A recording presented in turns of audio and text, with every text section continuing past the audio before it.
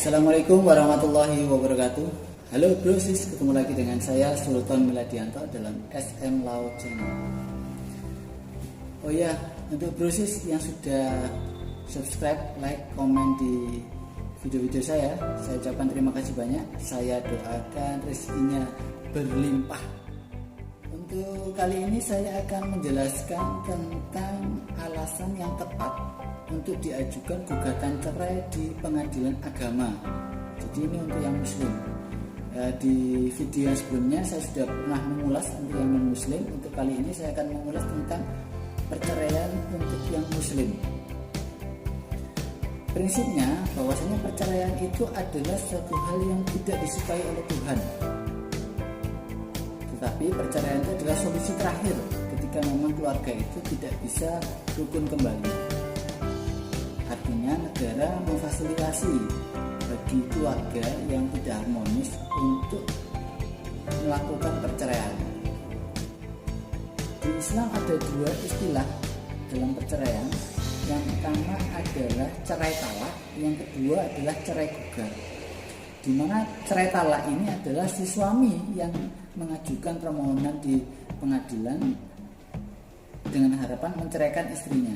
Sedangkan untuk cerai gugat itu yang dilakukan oleh istri kepada suami. Jadi istilahnya berbeda. Begitu juga dalam teknisnya nanti untuk talak cerai itu istilah yang digunakan untuk para pihak itu adalah pemohon dan termohon. Sedangkan untuk yang cerai gugat itu istilahnya adalah penggugat dan tergugat. Yang perlu diperhatikan dalam proses gugatan cerai ini atau talak cerai atau gugat cerai ini adalah kompetensi dari pengadilan yang mengadili.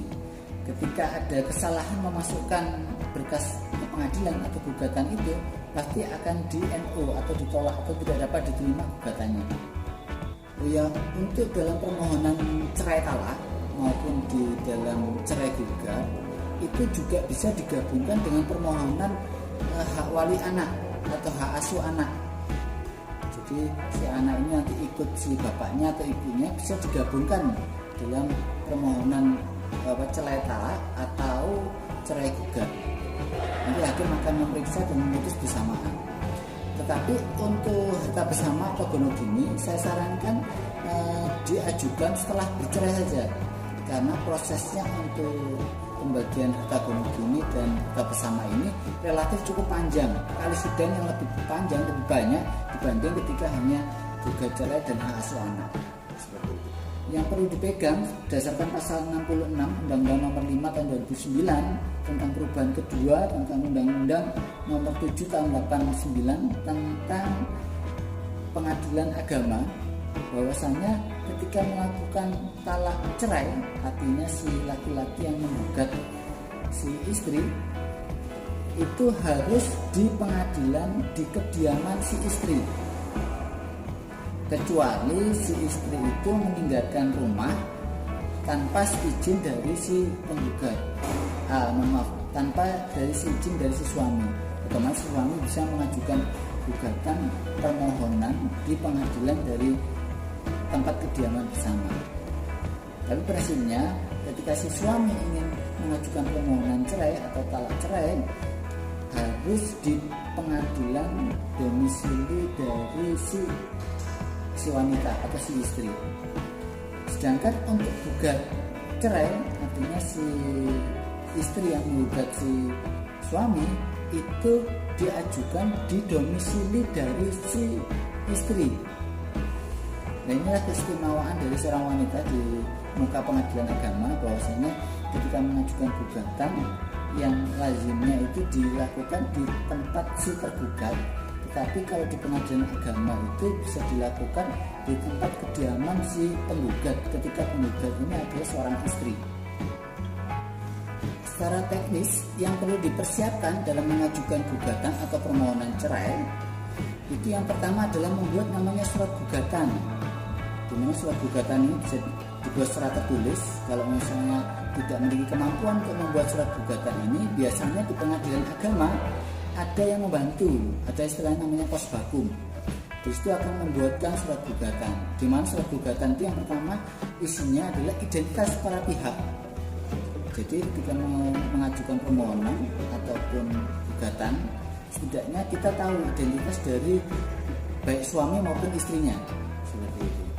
Kemudian yang kedua itu adalah positanya, di mana atau istilahnya fundamentum petendi, kronologis kenapa ingin mengajukan perceraian, seperti itu.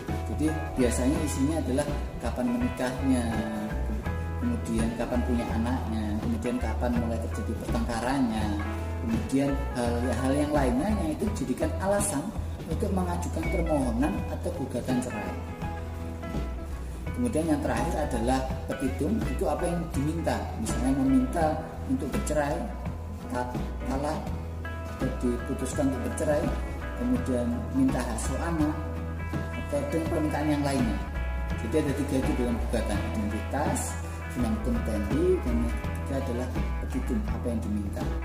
Oh ya, untuk di petitum bisa mengajukan gugatan dalam provisi, artinya diminta untuk diperiksa lebih dulu, sehingga biasanya akan diputus juga akan lebih dulu dibanding dengan putusan pada pokoknya. Intinya misalnya itu permohonan untuk tidak satu rumah, karena ketika satu rumah bisa jadi akan terancam, seperti itu, dan permohonan untuk tetap mendapatkan nafkah ketika proses perceraian sedang berjalan. Nah, ketika gugatan ini sudah selesai, kita ajukan ke pengadilan.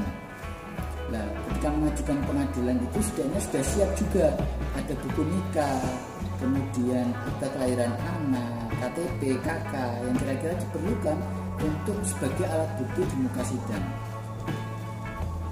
Nah, itu ketika sudah dimasukkan, biasanya kita akan mendapatkan jadwal dari pengadilan kapan hari sidangnya. Nah, nanti ketika hari sidang itu biasanya tergantung para pihaknya. Ketika para pihaknya kooperatif semua, relatif bisa jadi putusan akan cepat. Tapi ketika salah satu pihak tidak kooperatif, mengulur-ulur, biasanya putusannya juga akan lama. Tapi endingnya biasanya sama, ya bercerai. Ketika alasannya cukup. Nah, nanti akan dipanggil oleh pengadilan, di mana di sidang pertama itu majelis hakim akan menunjuk mediator, di mana mediator ini berusaha untuk memediasi kedua belah pihak dengan harapan tidak terjadi perceraian. Ketika mediasi ini tidak bisa ditemukan titik temu, kemudian dilanjutkanlah sidang berikutnya, sidang kedua, ketiga, dan seterusnya adalah sidang di muka hakim, di mana dia akan mengadili, memeriksa, sehingga akhirnya memutus.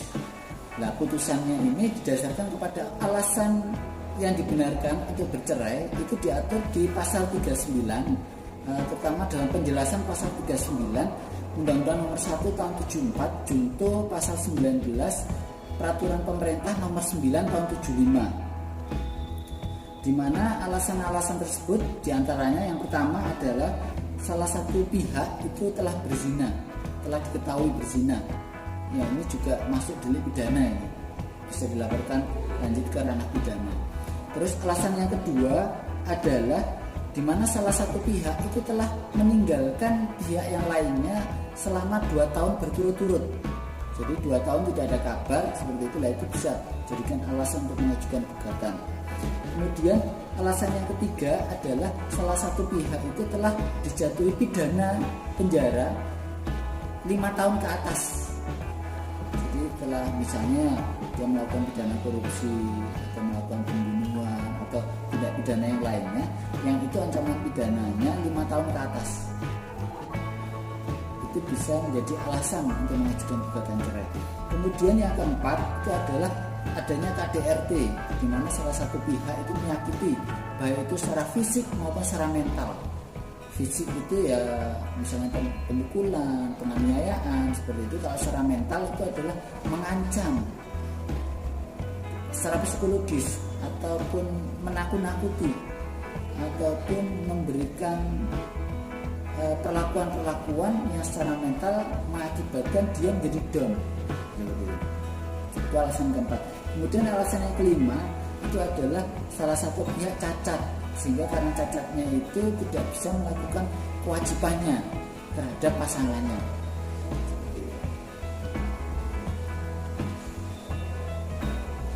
Kemudian alasan yang terakhir, alasan keenam, itu adalah terjadinya perselisihan atau terjadinya percekcokan yang terus-menerus, sehingga bisa disimpulkan bahwasannya hubungannya tidak menjadi baik. Sedikit-sedikit bertengkar, masalah sedikit bertengkar. Nah, itu bisa menjadi alasan ketika mengajukan gugatan atau permohonan cerai talak ataupun cerai gugat. Alasan permohonan cerai talak atau gugat cerai itu terpenuhi, di mana ada 6 alasan, maka hakim akan memutus cerai. Begitu juga asuh anak. Nah, untuk hak asuh anak nanti akan saya kupas sendiri dalam video tersendiri, bisa diikuti di video selanjutnya. Nah, itulah alasan yang bisa digunakan untuk mengajukan gugatan cerai ke pengadilan agama.